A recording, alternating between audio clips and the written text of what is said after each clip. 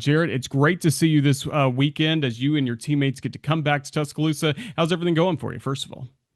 It's going good, man. Yeah, I hadn't had the opportunity to get back very often, but yeah, I'm excited to get back to Tuscaloosa, and yeah, it's going to be a good weekend. Certainly will be as you get to reconnect with some of your teammates and again celebrate everything about Alabama football. And for you, what was the connection to Alabama? You're originally from the state of Florida. How'd you end up playing for the Crimson Tide? So I grew up in Central Florida, but my mom's from Miami, so I grew up kind of a Miami fan. And then I think I was like 11 years old, '92, when Alabama beat University of Miami in the national championship. I wasn't really a fan, but I just remember that school. It's like, man, that school is cool. They just the crimson jerseys and the numbers on the side of the helmet. And I just always just liked them. And so once I got to high school and started going through the whole recruiting process, I had a lot of options. I was offered by pretty much every SEC school except for one or two, and I just waited till Alabama offered me. And I hated the recruiting process, and once they offered me, I committed and was all in. So I had a it was a volatile time there, between Dubose and Franchione, but I think it definitely made me a better person, and definitely set the stage for my NFL career. But yeah, I didn't really grow up a fan, but just always admired the university and the history and the culture around Alabama football.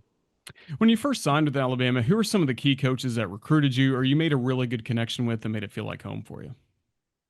Yeah, so Ronnie Cottrell was my recruiter. He had recruited me to Florida State before he came to Alabama, so I already had a good relationship with him. Um, and then Lance Thompson had been at Georgia Tech and had also recruited me to Georgia Tech. And then when he came over, I already had a relationship with him. So, it was a natural fit, just my relationship with both those guys. And, Ronnie back in the day was, one of the top recruiters in the country. Just a really good guy. I still talk to him on and off to this day. He's at I believe it's at TR Miller Bruton High School now. He's kind of bounced around from some small colleges to different high schools across South Alabama. So, and then Lance Thompson, he's been back to Alabama, I think like three or four times, and now he's up at I think it's at UNC. Well, for you and your Alabama career, what games, what moments really stand out to you? I would say number one would be the two Florida games. Being that I'm from Florida, my high school is like 30 miles from the University of Florida. So beating them in the swamp, on a wild game, last minute field goal and all that stuff. I mean, had a bunch of family there, so that would be the first game, and then definitely the SEC championship. Played Florida again. And not only was it a huge win for us and, won a SEC championship, but it was my first time making big plays in a big game. I was a freshman. I'd played periodically, but as the year went on, I was playing better. And that particular game was my first time, making a big sack on a big third down, tipping a ball that Reggie Grimes returned for a touchdown, and a couple other plays here and there. But it was my first time getting a taste of what it's like to make a play on a big stage. And then from there, it was volatile. I mean, 2000, started the season ranked number 3 and ended up 3-8. Terrible season. Got to see how quick the fan base will turn on you. Got to see, how, toxic people that they're masked when things are going well, how their true personalities will come out. Like, I learned a lot about human nature in that season. And even though it was probably one of the worst years of my career, I think I learned more from that year and evolved and matured and definitely hardened me. I don't believe I would have been a captain the next year if it hadn't been for that season. And I don't believe I would have had the NFL career that I had if it wasn't for that season. So, from there, but I would say, those two games my freshman year, and then just kind of the whole 2000 debacle of a season, with how how I changed and matured as a person and shaped me as a man. Those are the two things I probably took the most from the University of Alabama.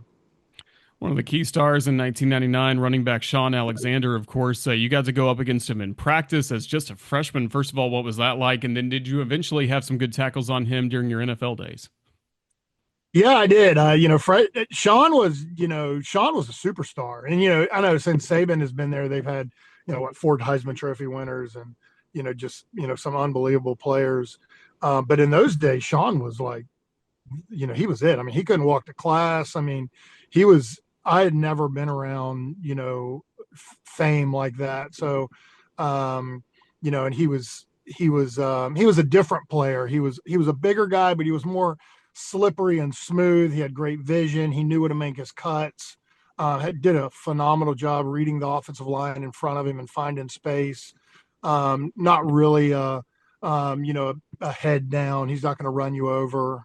He could if he had to, but he was definitely more an invasive, slippery runner. And then, once I got to the NFL, I got to play. I played against him a handful of times. Probably the most memorable was, I think it was 2004. They came to our place, and yeah, it was fun. They had a great offensive line, and but Ray Lewis a different animal, and Sean was trying to make friends with him, but Ray ain't making friends with nobody. So it was a fun battle to watch, seeing a player that I had revered and respected in college, and see him, in person, I'm in the game, and then watching just two high caliber, high end players compete. It was a lot of fun to watch. Of course, one of your teammates and fellow captains, as well as now our teammate on the Crimson Tide Sports Network, Tyler Watts, our color analyst, someone I host a show with once a week. Any good Tyler Watts stories you can tell us? I'm sure there's plenty you can't tell us about. Yeah, I don't know if I could tell this story or not, but ask him about his stomach issues in the Hawaii game.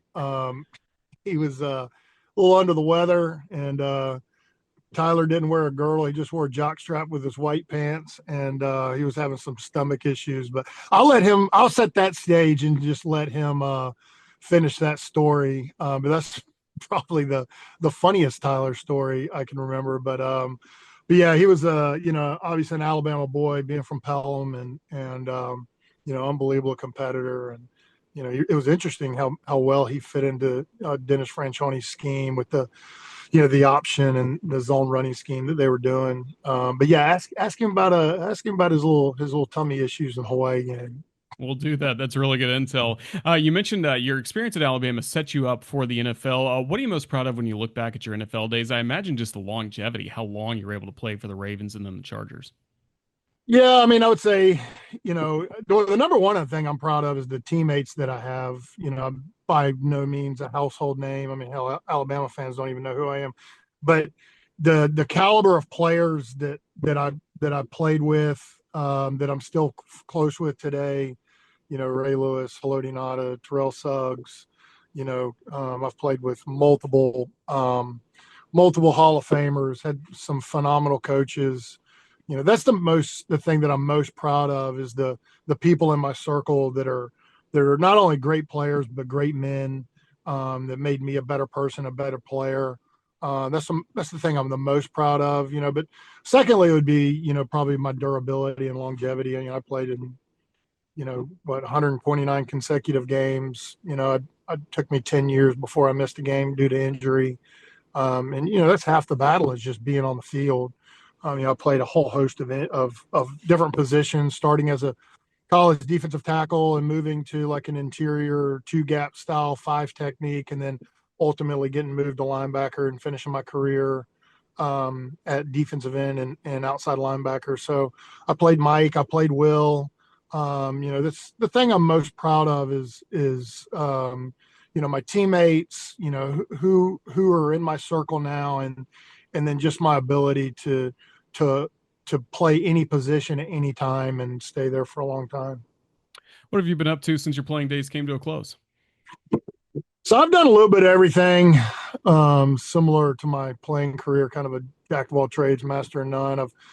I did some scouting. I did some freelance scouting for the Ravens. I traveled with the team for 3 years. Their color analyst for the radio, for their flagship radio. I've, I've done some real estate stuff. I ran a charter boat for a little bit. I grew up fishing, so ran a charter boat, and I still tournament fish today and do some stuff on the water. Own a coffee shop. I'm a full time soccer dad, so kind of all over the place.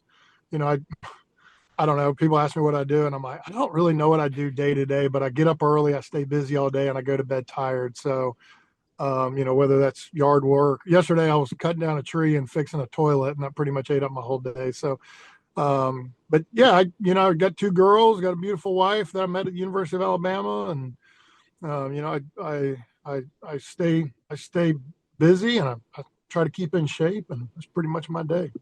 Good way to live. Well, Jarret, all the best to you as you come back to Tuscaloosa, honored as one of our honorary captains coming up this weekend. We look forward to catching up with you again down the road at some point. But thank you for your time. Roll Tide.